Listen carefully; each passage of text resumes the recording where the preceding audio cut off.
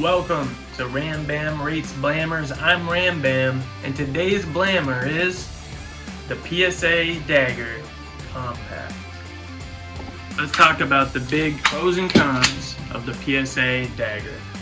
The pros: it takes Glock parts, including Glock titties. The cons: it's not a Glock.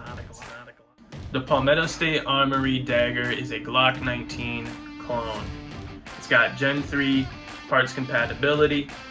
I ordered the slide and the frame separately. The slide came with a 4-inch threaded barrel. It came with suppressor height sights, optic cut, and then that was pretty much it. Everything was stock. I did end up replacing a couple pieces on it as soon as I got it. So that's where we get kind of into the negative side of my review of the PSA Dagger.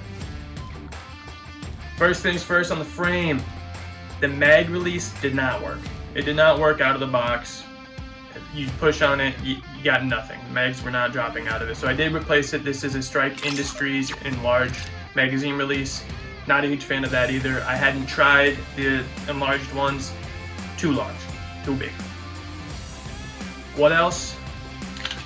This gun came with a guide rod assembly, and you can hear that already. That's much better than what it came with. So I replaced the guide rod assembly with a Glock OEM guide rod assembly because I can't tell you how it sounded. And it's true, I could have broken it in, lubricated it a little bit more, but it sounded so bad. It sounded like a car crash every time you rack the slide. Sounds a little bit better now, but it was bad. Let's get raw. I'm talking RAH. Reliability. For the most part, the Dagger has been reliable. Aside from that magazine release not working, that's kind of you want something like that to be right out of the box. Again, we'll get into more when we talk about affordability, but it's been reliable. And I haven't compared it to other guns in the $250 price range, right? Other striker fired polymer, semi-autos. I can't really compare it to much else. So to have $250 go towards a functioning gun, I think that's pretty solid. So it will score high there. Then we get to affordability. Again, it's pretty good, right?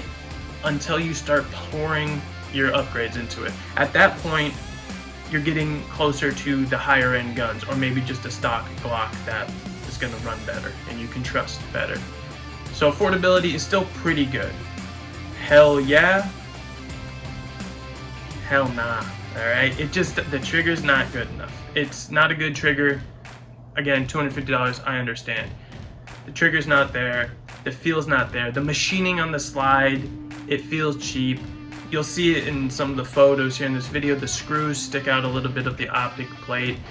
It feels very much like a budget gun to the point where I'm just not feeling it when I'm shooting it.